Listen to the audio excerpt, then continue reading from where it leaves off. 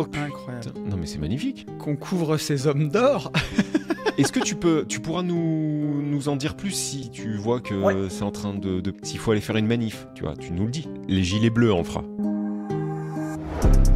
1, 2, test micro, les gentlemen sont plus qu'au niveau. De retour sont les super-héros, les vrais investisseurs frérot. Plus assez de doigts pour compter les lots, les pouces et les abos. Friday 10h, tu connais poto, ton rendez-vous, ta grosse dose d'IMO. Dédicace à tous nos haters qui font coucou en message perso. Savoir si la LCD c'est mort ou si on peut offrir les frais de port. Tu te demandes combien on pèse avec ton tout petit cerveau. Prends ton chiffre, multiplie par 2 et puis rajoute un 0.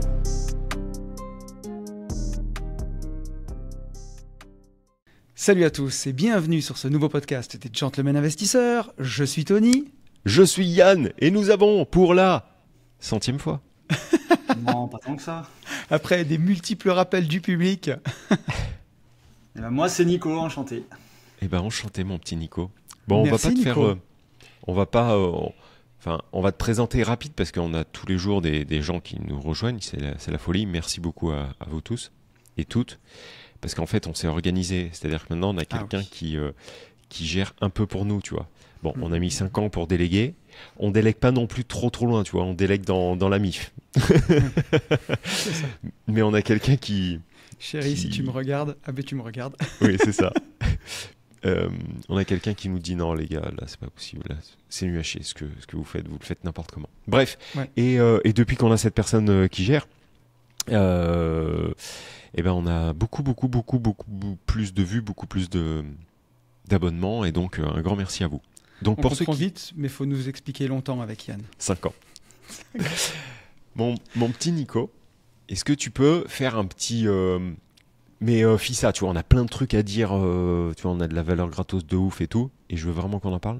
Donc fais-nous un petit feedback, c'est qui ce beau gosse?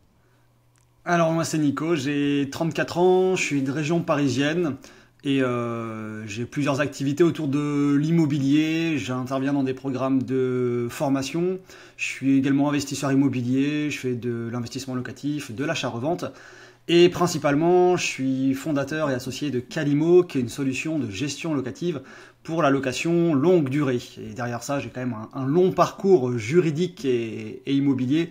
J'ai exercé pendant une dizaine d'années en tant qu'huissier de justice, spécialisé dans tout ce qui est contentieux locatif et domaine du droit immobilier.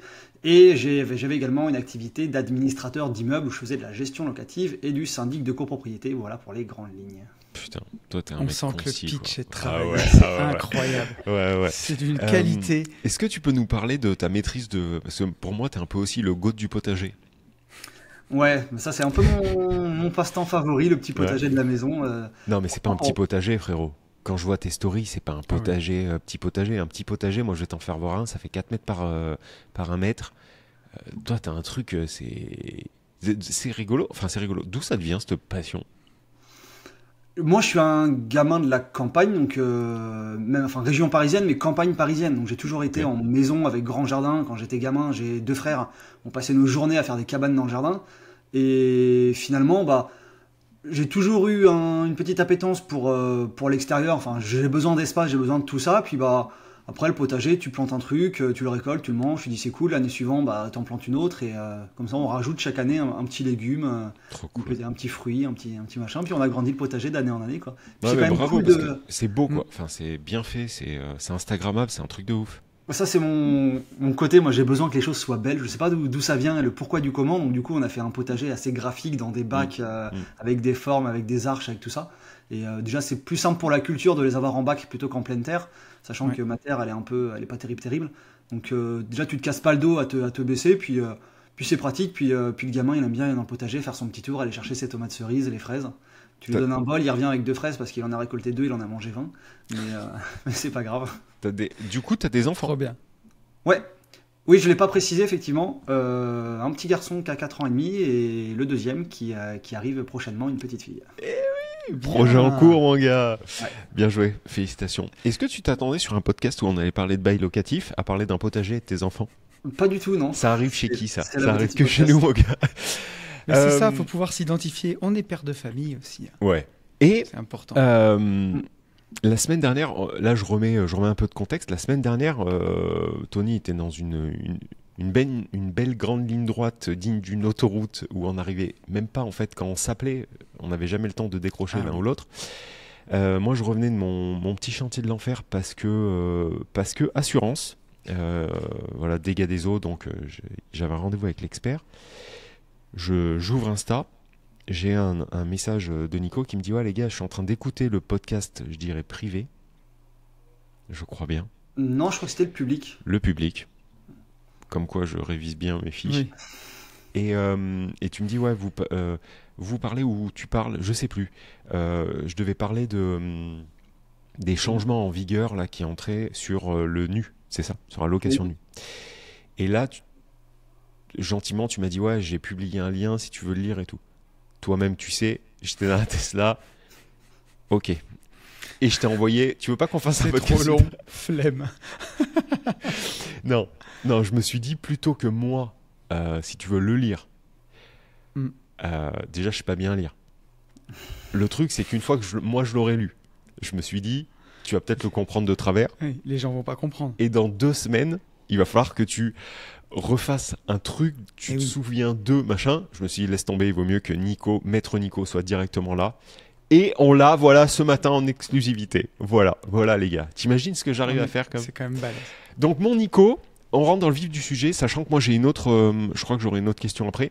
Mais qu'est-ce qui... Sur les réseaux et tout, on a vu fin du LMNP, louer en meublé, maintenant c'est de la merde, maintenant c'est focus sur le nu, nouvel Eldorado pour le nu.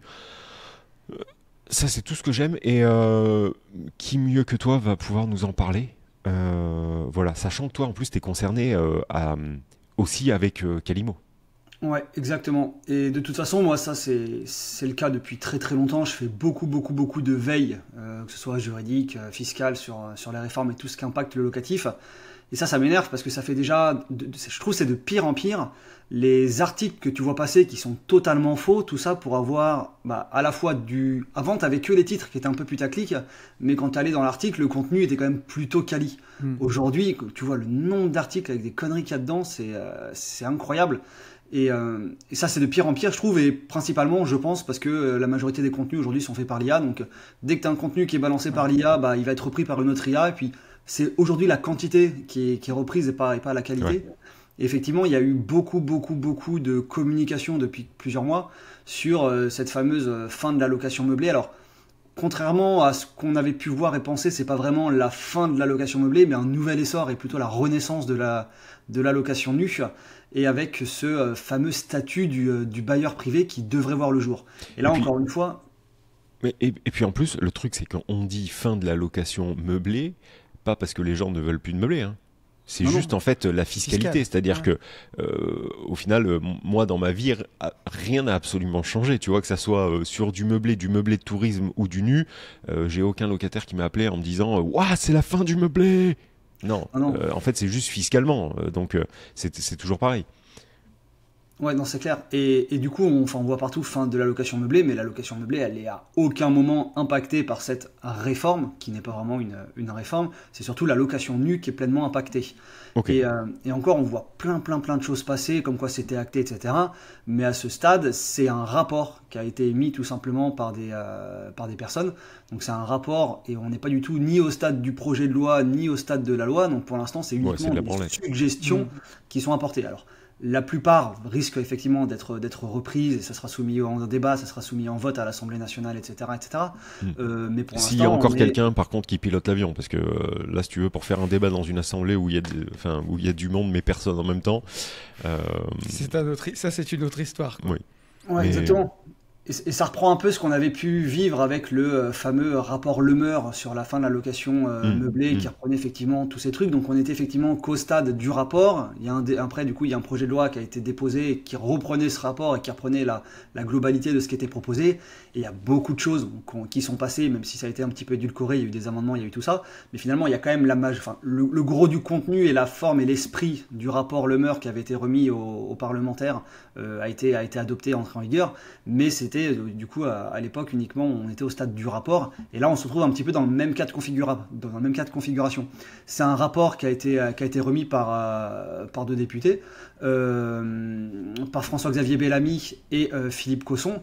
Le rapport, il est public, on peut le trouver. Même à la limite, je peux vous l'envoyer si vous voulez mettre en lien au podcast. On peut, pour ceux qui le veulent. Hein. Ouais, je le mettrai dans le texte. C'est assez bien fait. C'est pas un article de 40 pages avec que du texte imbuvable. Ça reprend c'est pas mal. C'est ce que tu m'as envoyé. Non, moi, ce que je t'ai envoyé, c'est l'article de blog qu'on avait fait avec Calimo. Que toi, t'as fait. Okay. Ouais, que moi j'ai fait et sur lequel, effectivement, on retrouve ce rapport qui s'appelle « Pour une relance durable de l'investissement locatif ». Donc une belle promesse, on verra si elle est tenue. Et dedans, ça prend pas mal de chiffres clés et de stats qui sont assez intéressantes. Ok.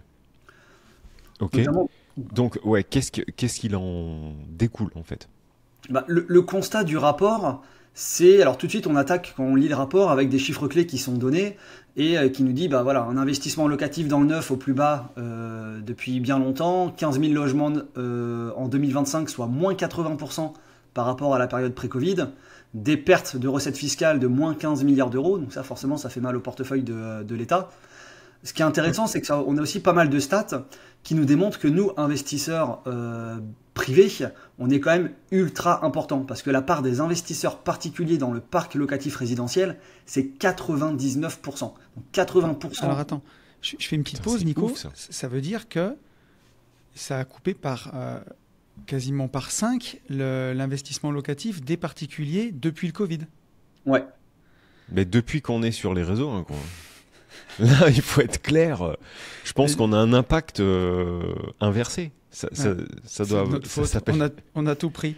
Non, mais c'est quand même hallucinant que ce marché qui était fou.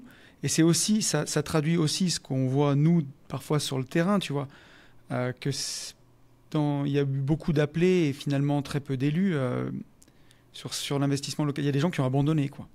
Ouais. Alors, par contre, est-ce qu'il l'explique par la remontée des taux? Il l'explique par quoi?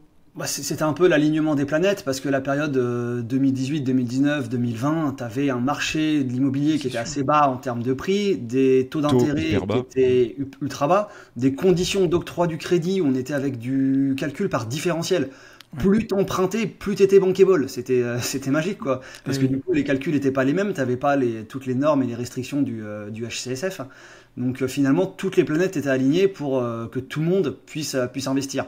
T'avais aussi pas mal de programmes de défiscalisation, parce que même si effectivement, nous, en tant qu'investisseurs immobiliers, on sait que c'est pas forcément des programmes qui sont intéressants quand tu veux faire du patrimonial, du cash flow et que tu veux te construire une liberté financière. Mais c'était des mesures qui apportaient énormément. Sur tous les cadres sup qui voulaient simplement avoir préparer l'avenir, payer moins d'impôts, quoi. Et payer moins d'impôts. Ouais, exactement. Donc ça finalement, et avec les planètes qui sont désalignées, le marché de la promotion immobilière qui s'est totalement cassé la gueule, ça finalement c'était un gros coup dur pour l'État, pour les recettes fiscales et pour les investisseurs. Et d'ailleurs, à ce propos, hier soir j'étais à la boxe et il s'avère que mon expert comptable vient mettre les gants, donc c'est cool. Okay. Et on a discuté, mais rapido, autour de chez nous, là, il me disait, là, depuis le début de l'année, c'est abusé. Hein. J'ai jamais fait autant de dépôts de bilan. Et sur le bâtiment, il me dit, c'est à coût de 200 salariés sur les gros groupes qu'on a autour de chez nous. C'est par 200. C'est des wagons de licenciements parce que dépôt, quoi. Donc, tu vois, quand tu dis la construction immobilière est en déclin, les gros groupes, les gros promoteurs, n'arrivent plus à suivre.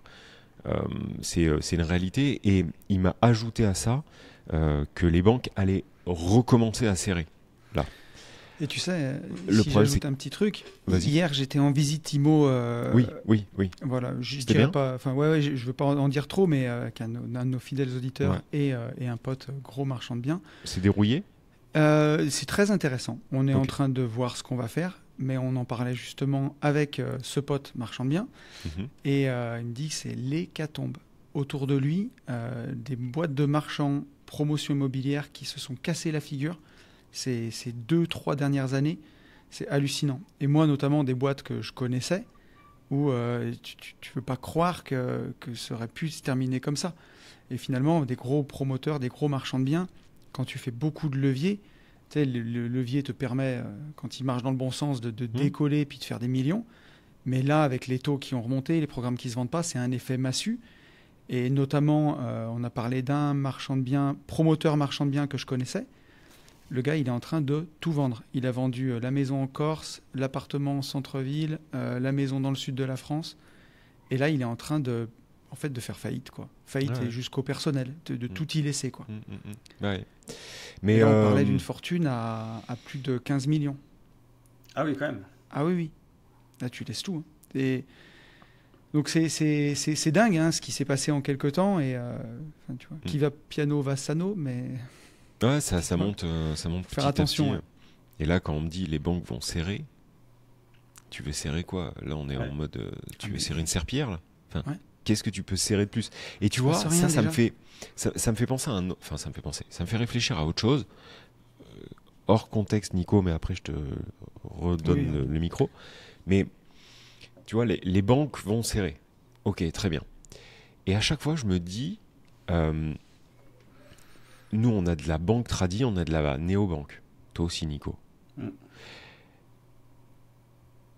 À la vitesse où les néobanques déroulent, à la vitesse où les banques tradies reculent, le fossé, il y a un moment, il va y avoir un écart qui fait que la banque tradie, banque populaire, moi, à 1 kilomètre de chez moi, ils vont être obligés de déposer le bilan. Quand je vois que... La seule chose qui les sauve, c'est le crédit, Yannou. Oui, mais attends. Revolut Pro, mon gars, ils sont en train de s'y mettre fort. Ben oui, j'en doute pas. Donc, tu vois, je pense qu'ils ils se permettent encore de faire un peu la pluie et le beau temps, mais je ne sais pas s'ils vont pouvoir se permettre de faire la pluie et le beau temps encore 10 piges, quoi. Franchement. Donc voilà, bon, ça c'était ma petite réflexion. Ça se trouve pas du tout et je me trompe, hein. Mais je sais pas, ça me paraît dingue. Bref, mon petit Nico, je te rends le micro. Ouais, qu'est-ce qu'on disait, c'est ça? Ce fameux rapport qui nous donne pas mal de chiffres clés dès le début qui sont assez intéressants. 99% du parc locatif qui est détenu par des investisseurs privés et 70% des bailleurs qui n'ont qu'un seul logement. Donc finalement, nous, on est... Quand tu es multipropriétaire, et d'autant plus quand tu commences à accumuler un certain nombre de lots, finalement, tu es un petit peu un ovni dans le milieu de l'investissement, parce que 70% des bailleurs n'ont qu'un seul logement. Et sachant qu'avec Calimo, quand tu as un logement, c'est gratuit, non? Non, plus maintenant, ça, on a dû arrêter effectivement cette version gratuite. Ça a été une longue discussion, mais nous, ça nous coûtait trop en ressources financières, en ressources humaines. On a voulu assurer on a rajouté plein de fonctionnalités qui sont payantes pour assurer la sécurité financière des données, etc. Et finalement, on ne pouvait plus se permettre de garder j'imagine. gratuit. Mais voilà, on a gardé un petit prix. Celui qui veut nous rejoindre aujourd'hui, on est à moins de 5 € pour gérer son bien immobilier. Ouais, ok. Ouais, faut pas déconner. Donc tu sais que t'as un marché qui est quand même balèze, parce que t'imagines 70% ont un bien. Ouais.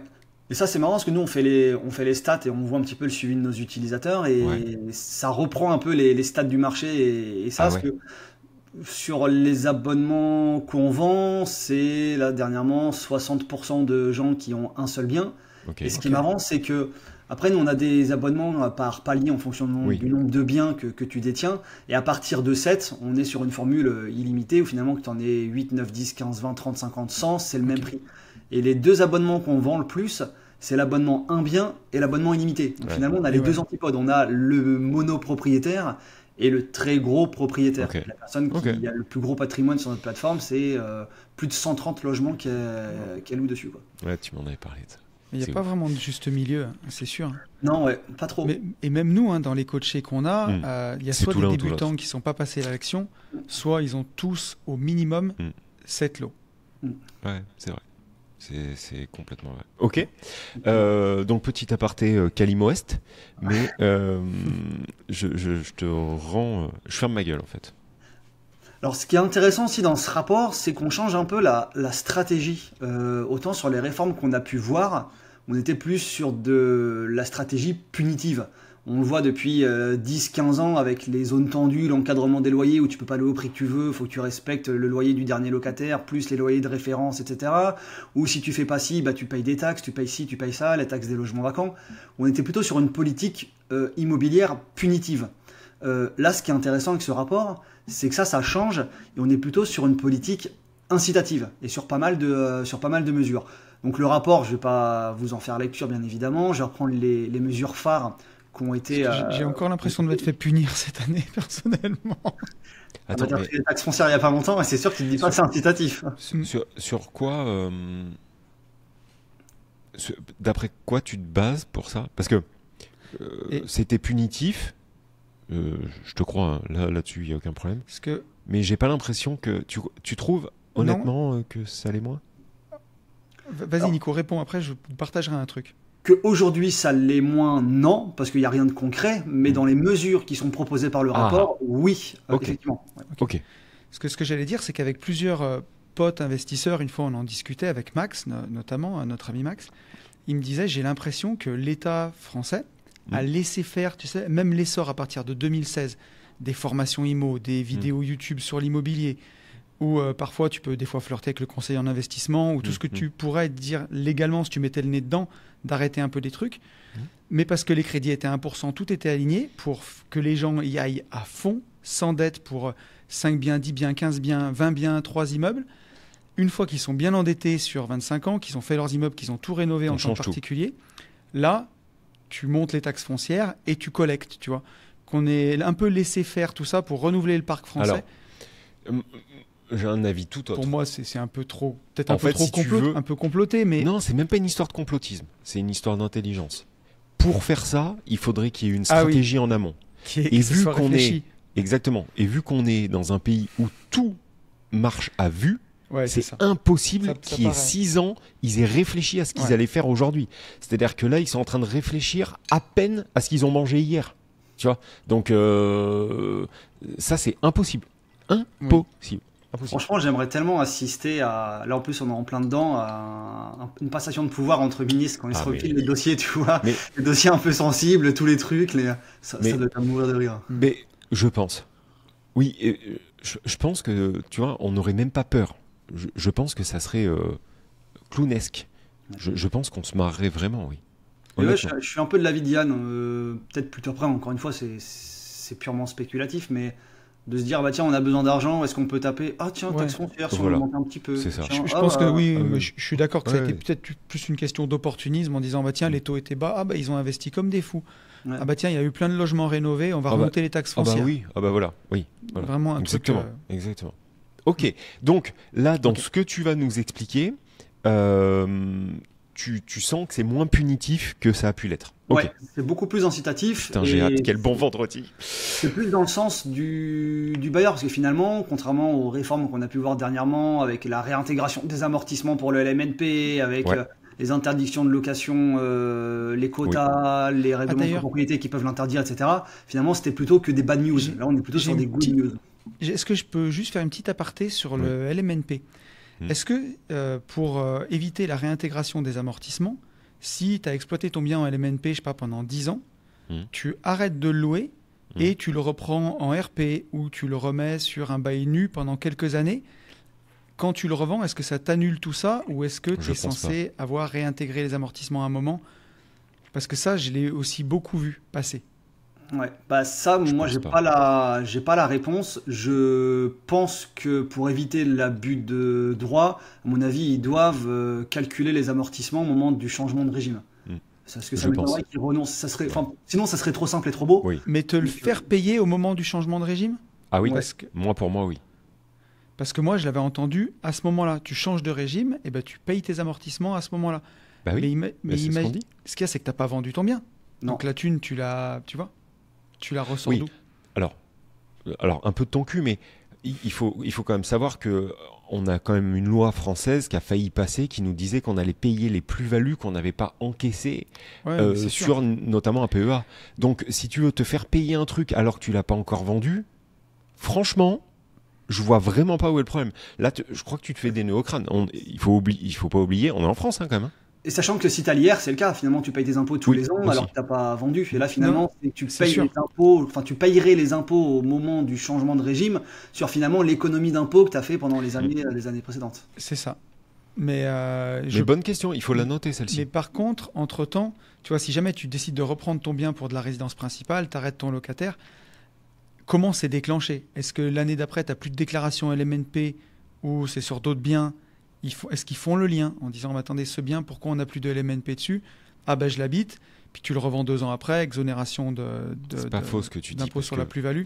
C'est une vraie question, tu vois. Ouais, Et c'est j'ai pas vu faux. passer plein de trucs. C'est pas faux parce que l'histoire de faire un lien, par contre, alors je pense que c'est voué à s'accélérer, à être mieux géré. Et pour Mais moi, est-ce que aujourd'hui, c'était les liens, ils sont pas faits. à la revente en disant, ben Mm. voilà, sur la durée de vie du bien, vous l'avez exploité tant d'années en meublé, vous l'avez passé en nu à ce moment-là, et c'est ton comptable ou tu vois qui te refait un calcul quoi, de plus-value au moment de la revente. Faut Chez qu'on ton demande, notaire, quand il dit quel a été l'historique d'exploitation de ce bien. Faut J'ai qu'on pas de demande à réponse, Maître hein. Cos. Mais ça, Mais- c'est une bonne question. Hein.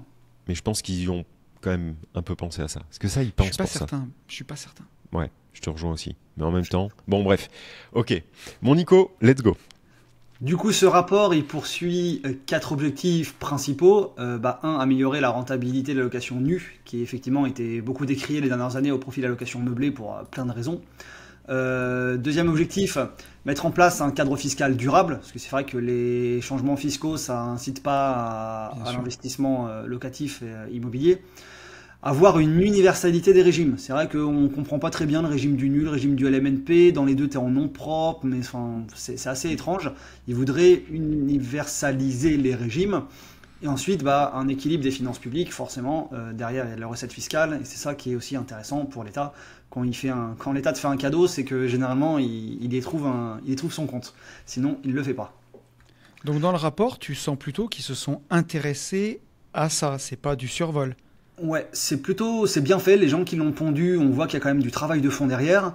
Et dans les mesures phares, la première qu'on retrouve, c'est la création d'un régime réel qui est enrichi pour la location nue, avec l'apparition des amortissements.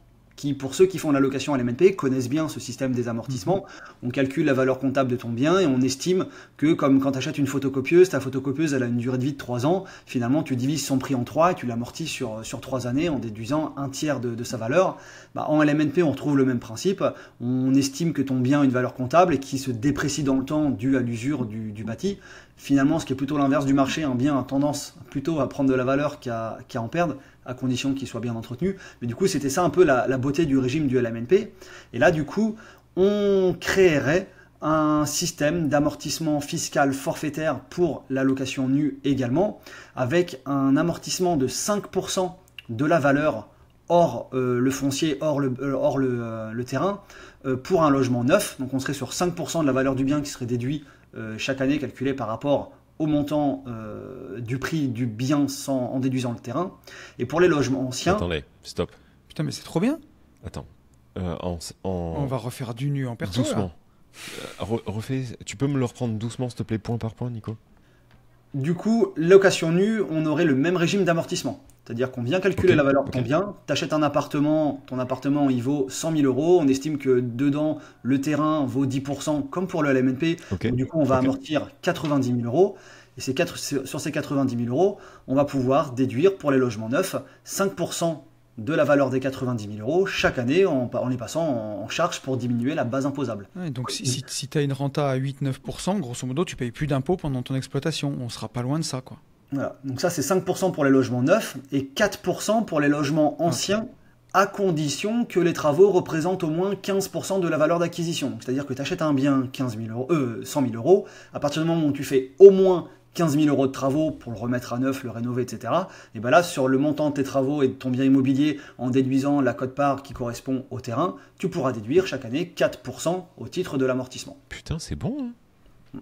Donc plutôt intéressant, donc du coup on vient récupérer le système des amortissements qu'on applique à la location nue, et en plus on vient le simplifier, parce qu'en location meublée, en LMNP, aujourd'hui on a des amortissements qui diffèrent par composante. Le gros œuvre, en fonction des comptables, on est sur des durées de 20, 50, même parfois 80 ans sur vraiment du structurel, l'électricité sur du 10 ans, la plomberie, enfin on a des durées d'amortissement dites par composante qui diffèrent en fonction de la nature des travaux qui ont été faits. Là on vient harmoniser tout ça, c'est plus simple pour la fiscalité, pour la visibilité, et on a des amortissements forfaitaires, 5% pour le logement neuf, 4% pour le logement ancien, à condition d'avoir au moins 15% de la valeur du bien en travaux. Ok. Et alors, d'après vous les gars, qu'est-ce que l'État a gagné à plus nous faire basculer? Pourquoi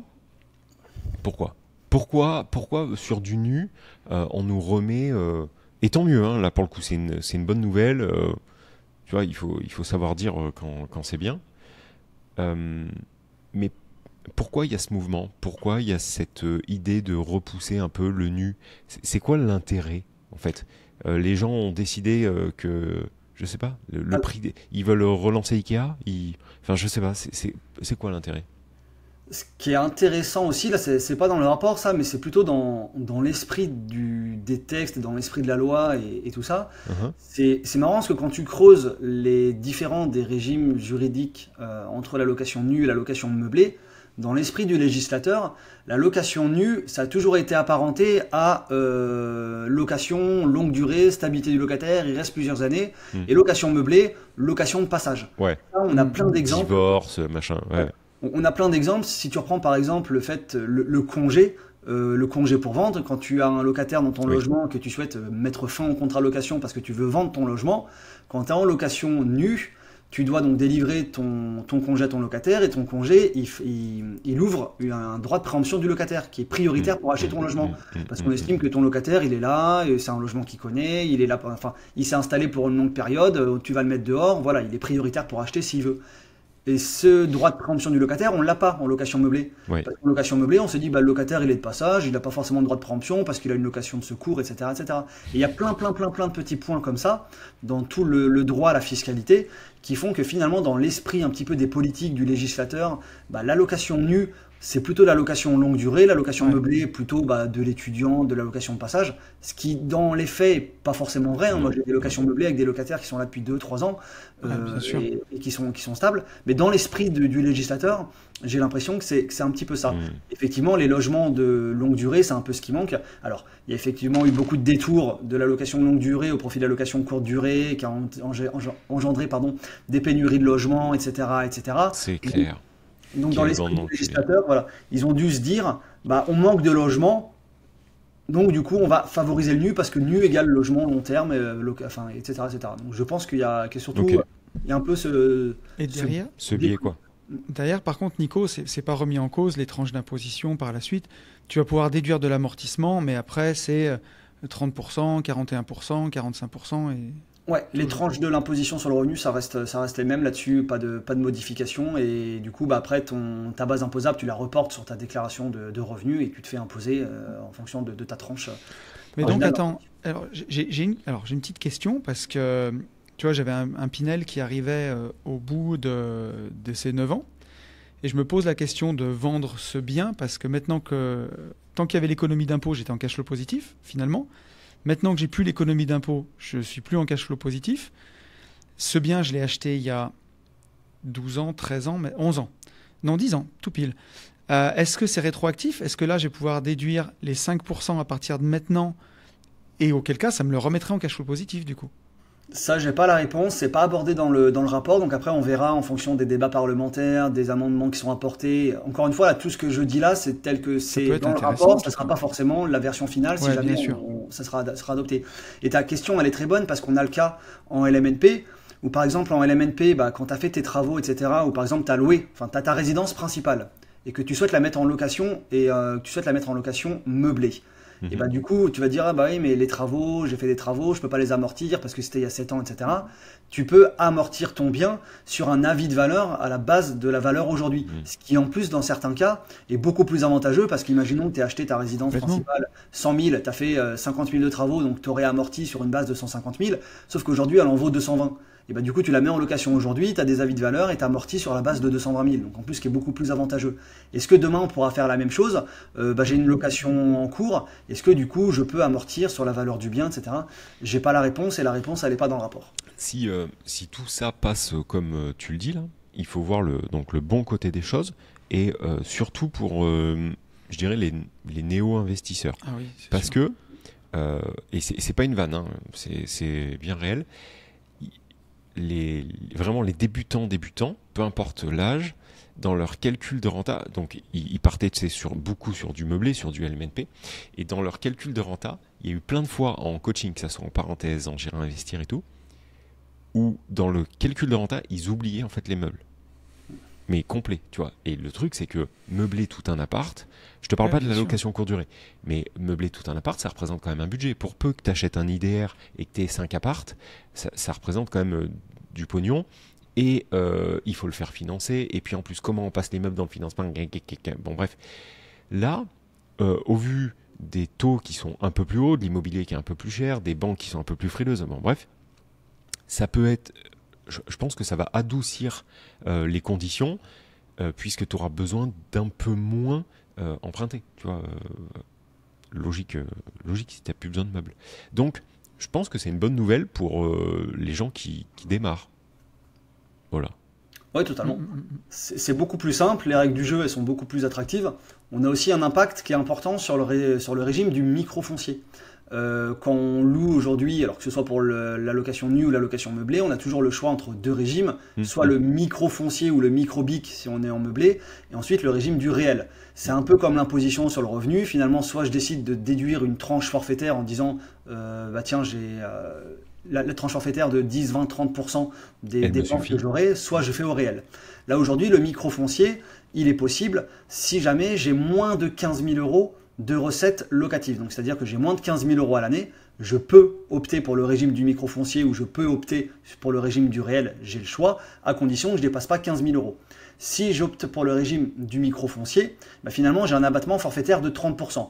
Donc, c'est-à-dire que, imaginons, j'ai eu 10 000 euros de loyer dans l'année, j'opte pour le régime du microfoncier, j'ai mon abattement de 30%, donc finalement sur mes 10 000, je retire 30%, il me reste 7 000, et c'est ces 7 000 euros-là que je vais reporter sur ma déclaration de revenus et sur lesquels je vais être imposé. Donc finalement, je retire 30% de la base imposable.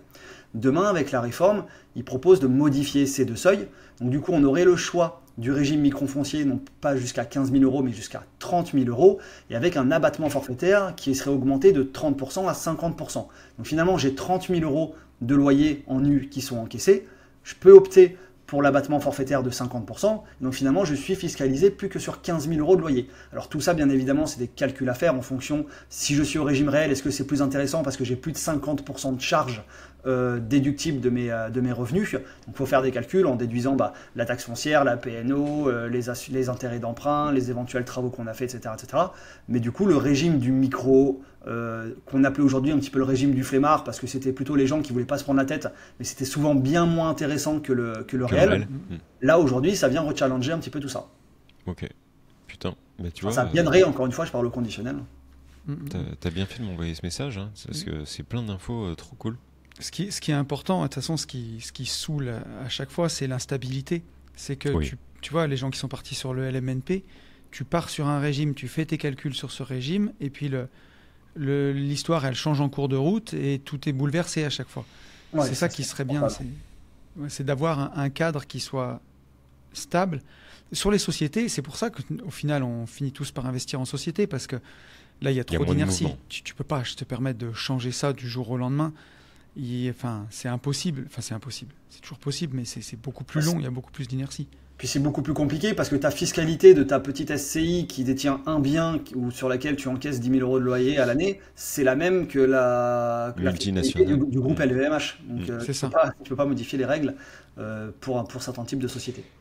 Ok, mais cool, merci pour toujours avoir un huissier. Ça, c'est... Oui, c'est pratique. Non, évite la trop cool. broscience. C'est trop bien et je suis sûr que nos auditeurs vont vraiment s'y retrouver sur en plus un podcast gratuit.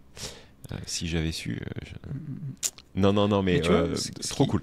Ce qui peut être vraiment cool là-dedans, parce que nous, enfin, à part la résidence principale, finalement, le nu, moi, j'ai arrêté d'investir il y a des années maintenant. Moi, j'ai jamais. Ah, attends, qu'est-ce que t'as dit? Je disais, j'ai arrêté d'investir il y a des années en nu. Le dernier bien en nu nu que j'ai ou fait. en perso? Pardon, excuse-moi, en perso. Ah. Oui, pas en nu. Enfin, oui, je fais un raccourci. En perso, le dernier bien que j'ai fait, c'est 2019, je crois. Moi, j'en Et ai jamais depuis, fait un. ouais, à part ta RP, quoi. À part ma RP, ouais. Et après, quand je vous disais aussi qu'il y avait des mesures incitatives, là, clairement, on est en plein dedans, parce qu'il y a une mesure qui vise à encourager, déjà, les mots sont bien choisis, les loyers abordables. Donc, contrairement à aujourd'hui où c'était plutôt une mesure imposée, tu es dans telle ville, cette ville est en zone tendue, ton loyer maximum que tu peux louer, c'est X euros et tu peux pas dépasser. Si tu dépasses, pénalité, amende, Alors, en tribunal. Ça c'est super, hein, la bien-pensance, la branlette et tout. Sauf que va louer... parce que ça te génère aussi le locataire. C'est-à-dire que moi, louer à un étudiant qui est un peu dans la demeure et tu vois, louer un tout petit peu moins cher à 40 balles près, moi je suis break-even ou un peu... Ok, par contre, si on me demande de louer un truc à 600 euros, que je loue actuellement 600, 620, mais à 380 pour aider la veuve et l'orphelin, c'est bon. J'ai donné, je m'en lave les mains. Voilà, j'ai eu Alan, c'est bon. Et effectivement, je pense que dans notre pays, tu vois, je voulais pas en arriver là, mais je pense que dans notre pays, tout ce que tu viens d'annoncer est fait pour lancer la machine, relancer la machine de gens comme nous, ou papy Lucien qui achète son petit appartement. On va lui mettre une carotte fiscale pour après louer un peu moins cher.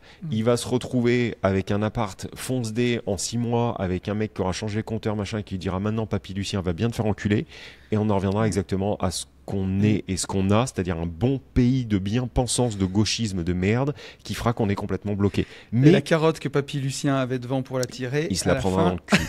Voilà. Bah oui, bien sûr. Mais par contre, en ce bon vendredi matin de 19, tu vois, le 19 septembre, je suis quand même content parce que t'as amené du positif. Et figure-toi que je vais continuer. J'ai pas fini. Oh putain! Bah attends, vas-y alors. Donc du coup, mesure pour encourager les loyers abordables. Dans ce cas-là, on aurait plutôt un bonus d'amortissement si on pratique des loyers qui sont inférieurs au marché. Donc j'imagine qu'il y aurait une espèce de grille qui vient de dire que le loyer marché de telle ville, on est à 13 euros du mètre carré. Si toi tu loues 11 euros, après j'imagine qu'il y aura des grilles avec des tarifs et les conséquences. Mais du coup, on vient pas t'obliger à le faire, mais on te dit si jamais tu le fais, tu vas avoir des bonus d'amortissement. Quelqu'un de bien. Et donc tu vois, il fallait toujours saupoudrer ça de gauchisme quand même derrière. Plutôt que d'encourager les gens à travailler, à gagner plus, à libérer le travail pour qu'ils puissent se payer un loyer correct. Parce que là, aujourd'hui, pour l'instant, Nicolas qui veut loger dans ton appart, quand il touche 1000 balles, il en a filé 2000 à l'État. Et voilà, c'est encore... Putain, c'est insupportable. Enfin bref. C'est compliqué. Donc du coup, on aurait ce bonus d'amortissement, plus 1,5 point d'amortissement supplémentaire pour le régime réel. Et du coup, on pourrait arriver jusqu'à 65% d'abattement en microfoncier au lieu de la tranche des 50% dont je parlais jusqu'avant. Donc du coup, ça peut être assez intéressant de pratiquer des loyers un petit peu moins chers pour avoir une fiscalité qui est beaucoup moins lourde. Donc après, encore une fois, ce sera des calculs à faire et bien évidemment en fonction du profil du locataire. Ouais, donc sur un appart à 100 000, ça te ferait amortir 1 500 euros de plus par an. Tu aurais le droit d'amortir en plus. Sur le papier, en vrai, c'est bien. Non, mais ma question, c'est est-ce que quand tu es arrivé à 100%, on n'amortit plus ou est-ce que tu amortis des 6,5% par an jusqu'à la nuit des temps? J'ai pas la réponse. Parce que si je loue moins cher, du coup j'amortis plus, mais ça se finit plus vite, c'est aussi la douille aussi, quoi. Ouais. Après, ça dépend. Il y a aussi quelle vivacité d'esprit, je viens de comprendre. Ouais. T'as aussi ces paliers de loyer à respecter, mais après, tu peux très bien aussi switcher entre le régime réel et le régime micro. Par exemple, le jour où le régime réel est plus intéressant, tu peux très bien switcher vers mais tu vois, Mais on se retrouve, on retombe encore dans les travers d'avant, de dire je loue en LMNP, je vais l'habiter 2 ans pour sortir du truc avant de le revendre. Et du coup, tu es investisseur IMO, nomade. Tu changes de maison tous les ans. Ouais, non, mais restons sur ce côté hyper positif. Il fait beau en plus. Et en plus, on a besoin de positivité. Non. En vrai, t'as vraiment eu raison, Nico. C'est logique que ce soit maladroit parce que quand tu commences à refaire ça, moi je me mets à la place de ces 2 députés, je sais pas de quel bord ils sont, mais si tu mets pas la petite dose de bien-pensance, ce genre de bord. Alors j'étais pas là-dessus les gars,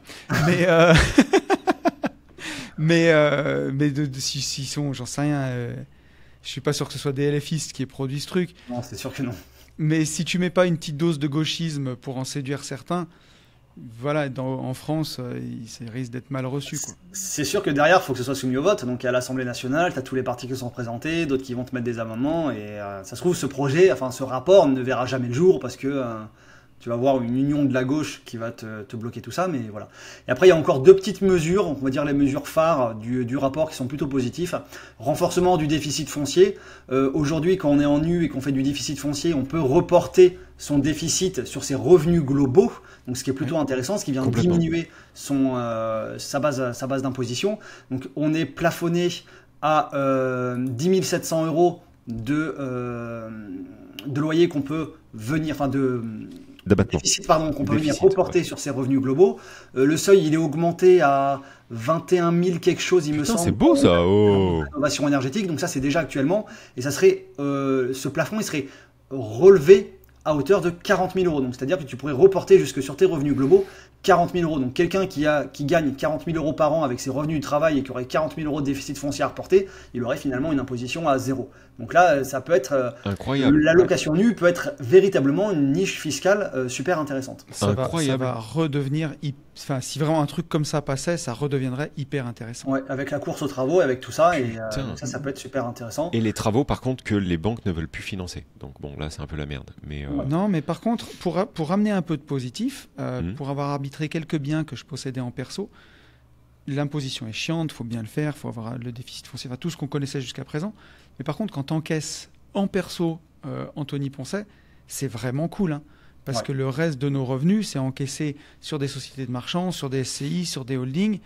Bon, à la fin, ça fait plein de sous dedans, mais quand tu vas en prendre un, il faut que tu en payes, il faut que tu en donnes un. Donc, c'est chiant.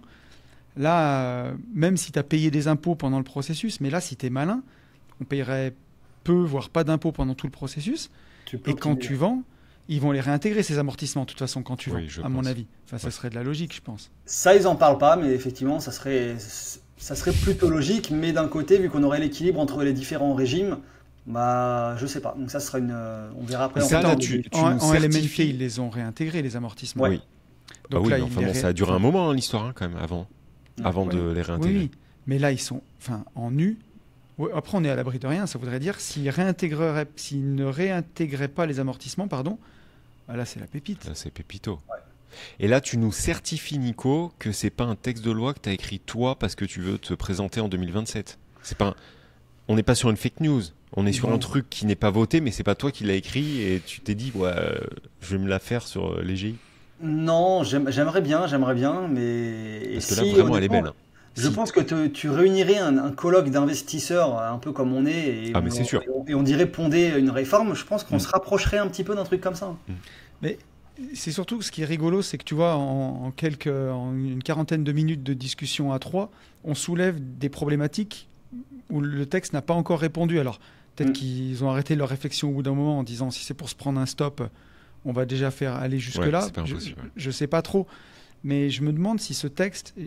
Est-ce qu'il consulte des investisseurs? Mais tu vois, vraiment les investisseurs, la cible, c'est-à-dire les 99% qui sont des investisseurs particuliers, et dans ceux-ci, les 30% qui possèdent X biens ou plus. Je pense pas. Ils ont dû consulter peut-être l'UNIS ou l'UNPI, toutes les unions propriétaires, mais qui représentent finalement la majorité des bailleurs, donc les 70% qui détiennent qu'un bien, parce que quand tu es investisseur immobilier, que tu as 20-30 lots, tu n'es pas dans des trucs comme ça. Donc je pense qu'ils ont dû consulter quand même des organismes dits publics, mais est-ce qu'ils sont représentatifs des investisseurs? Et encore une fois, les mesures qui sont adoptées, est-ce qu'elles sont adoptées pour la masse, donc pour les 70% de propriétaires bailleurs qui sont un peu pénalisés, ou est-ce que plutôt pour les 30% restants et voire les 2% restants qui détiennent plus de 10 biens, finalement ceux-là, est-ce qu'ils s'en fichent? Ils se disent peut-être également, c'est à partir du moment où tu détiens 10 biens, tu peux payer de l'impôt, tu peux payer de la taxe, tu peux payer tout ça. Ah oui. Ok, c'est de la balle. Merci Nico. Comme j'en ai parlé en story Insta, mais c'est le président de la commission des finances de l'Assemblée nationale qui est un LFiste. Je ne sais pas si vous avez passé je l'ai vu 60 fois ce réel. C'est n'importe quoi, c'est à gerber. Attends, on a dit qu'on était positif. Donc c'est sur la taxe mais là, ça allait pas. Zuckman de te ramasser 2% de ton patrimoine, quoi que tu aies fait.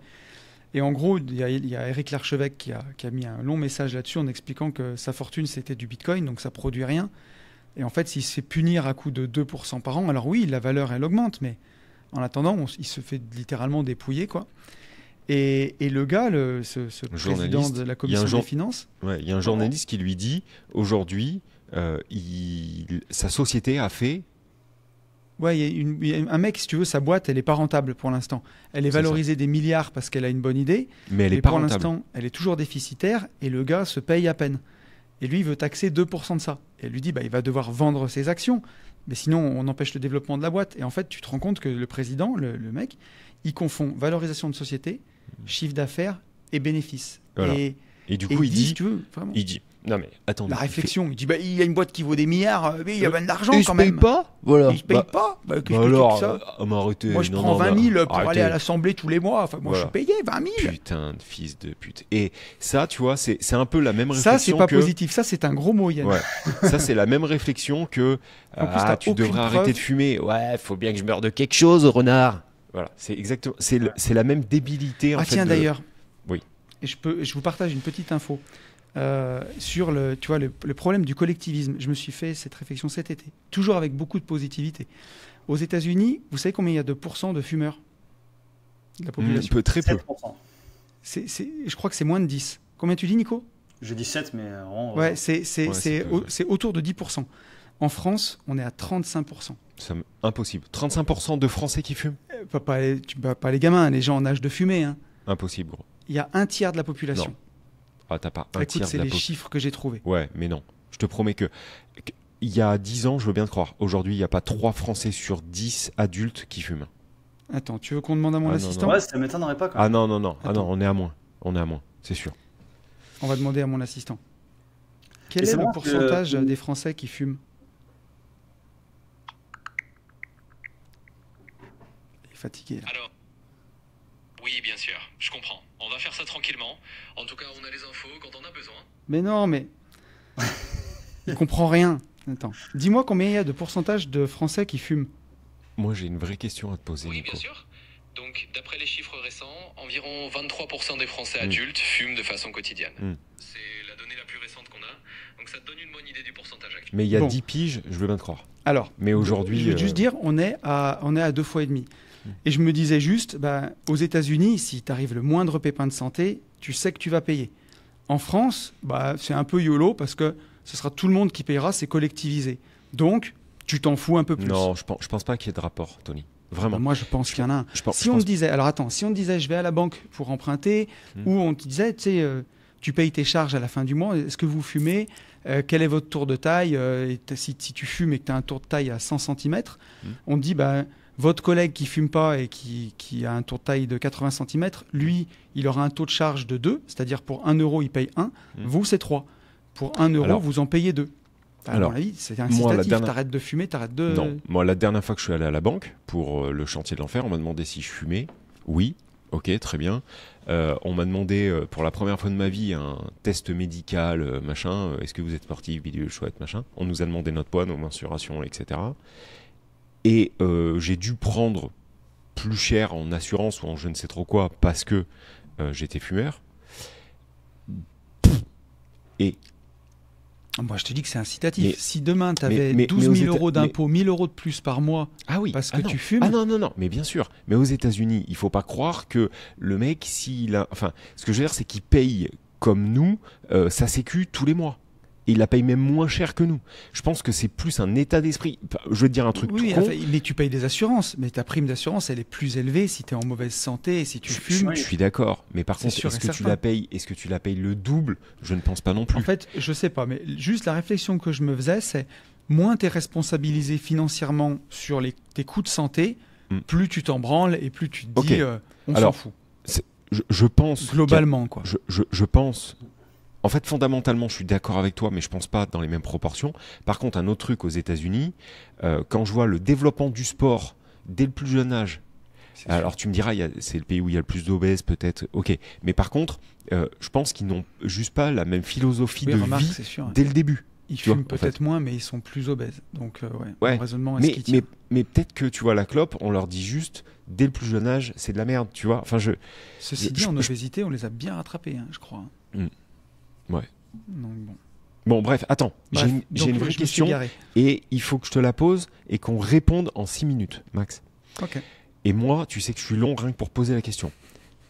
Aujourd'hui, pour mes 2 locaux commerciaux, je passe devant un notaire pour faire les baux. Jusque-là, on suit. Et je revendique et j'incite les gens à faire la même chose.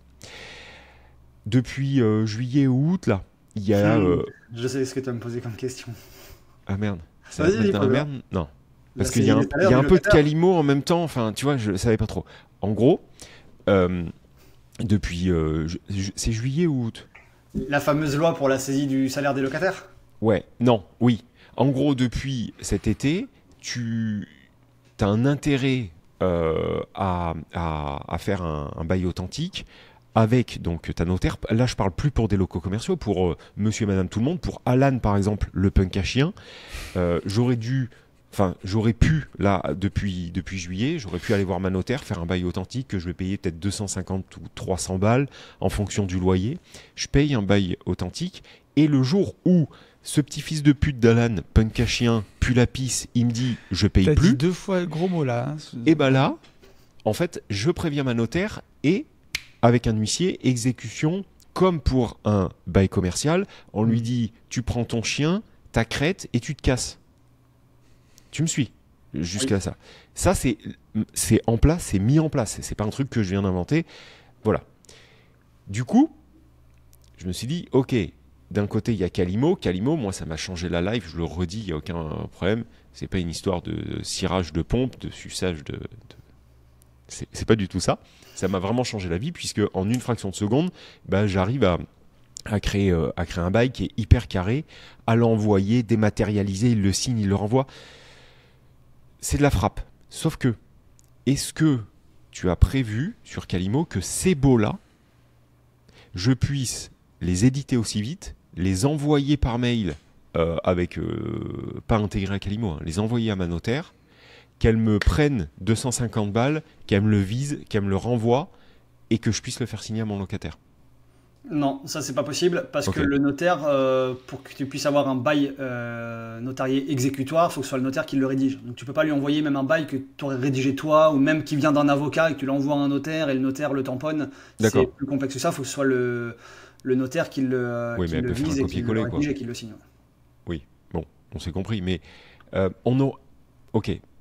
Donc, aujourd'hui, avec Calimo, tu augmentes ton temps de vie, t'enlèves la pénibilité et tout, mais par contre, comment on peut faire si on veut, tu vois, les meilleurs des deux mondes? C'est-à-dire, la facilité de Calimo, moi, je reviens, enfin, s'il fallait, je reviendrais en arrière, mais ça me ferait vraiment chier. Et comment en même temps je peux faire je peux pas faire. Tu peux très bien passer toi en direct avec un notaire, faire ton bail avec ton notaire et après enregistrer les informations de ton bail dans le l'intègre à Calimo. Tout ce qui va être envoi des quittances, régularisation de charges, suivi de la comptabilité, la synchronisation bancaire, ça fonctionnera parfaitement. Est-ce que Poulet, toi tu le préconises ou pas? Alors oui, pour du commercial. Pour de l'habitation, je reste sur un nom un petit peu plus nuancé qu'avant, qui était un nom catégorique, dans la mesure où, encore une fois, d'autant plus si tu fais de la location meublée, ton bail notarié, ça va te coûter grosso modo 1 mois de loyer. Donc quand tu as déjà un locataire qui reste 6 mois et que tu en as un autre, tu as déjà 2 baux notariés à faire dans une année, donc 2 mois de loyer qui partent en honoraire de notaire. Donc déjà, ta rentabilité, elle plonge. En plus, le bail notarié, oui, il vient apporter la sécurité dans la mesure où tu peux être beaucoup plus proactif et engager des mesures de saisie du compte bancaire, de saisie du mobilier et aujourd'hui de saisie du salaire sur le salaire de ton locataire si jamais il ne te paye pas le loyer. Mais encore faut-il que d'une, il ait de l'argent sur son compte bancaire, qu'il soit solvable, qu'il ait un salaire, et en plus sur la saisie du salaire, un locataire qui va gagner 1200, 1300 euros, tu peux pas saisir 1200, 1300 euros. Il y a ce qu'on appelle une quotité saisissable qui est calculée en fonction du quotient familial machin, et de la composition du foyer familial, où du coup sur les 1200 euros, tu vas pouvoir lui saisir peut-être 152 euros, 42, et ça va prendre une plombe. Et du coup, il faudra que tu ailles voir un huissier, etc., etc. Donc c'est toujours mieux qu'avant, ça reste quand même à la condition que ton locataire il soit solvable. D'autant plus que si tu mets ça en place, que ton locataire il est dedans, il va dire enfoiré de propriétaire, je vais lui niquer son logement, il va tout saloper. Donc, et sachant qu'avec un bail classique, tu as quand même des moyens et des mesures où tu peux agir même sans avoir un bail exécutoire. C'est-à-dire que quand tu as un contrat location classique que tu as rédigé toi, qu'un avocat t'a rédigé, que Calimo t'a rédigé, tu peux quand même aller voir un huissier et lui demander de faire ce qu'on appelle une saisie conservatoire sur le compte bancaire. Et donc l'huissier pourra saisir directement le compte bancaire sans avoir de décision de justice qui condamne le locataire. La seule différence, c'est que s'il y a de l'argent qui est sur le compte bancaire, l'argent il va être bloqué et il ne pourra être débloqué qu'une fois que la décision de justice sera rendue. Contrairement au bail notarié où là, l'argent elle est bloqué et débloqué quasiment immédiatement.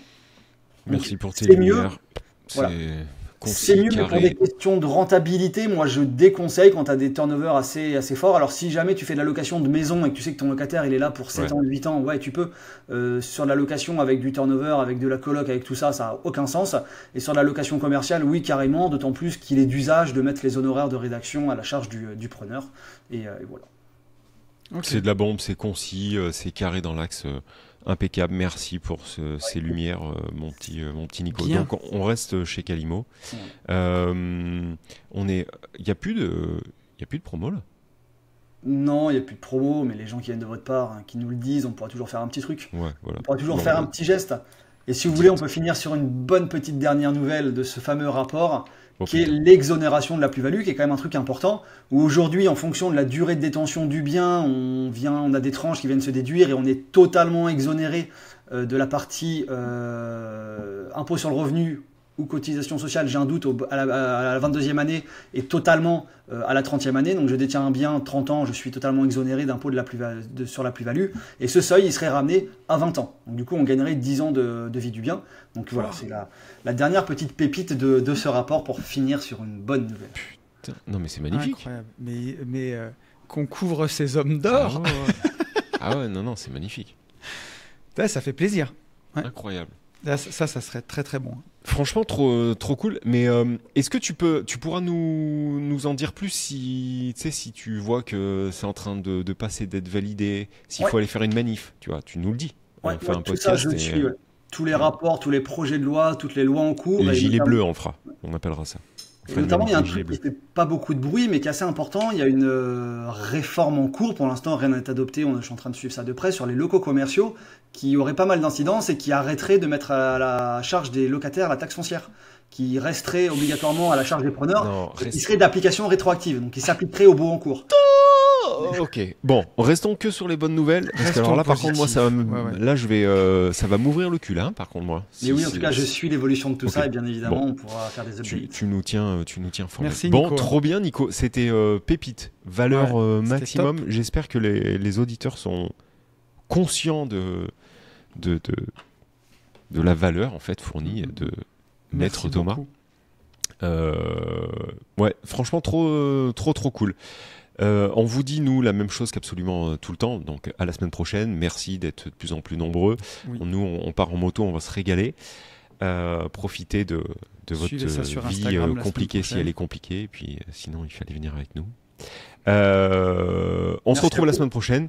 Podcast privé la semaine prochaine. On vous dit la même chose qu'absolument tout le temps, c'est qu'il faut passer à l'action. Et pour tout ça, foncez en visite. Ciao. Salut.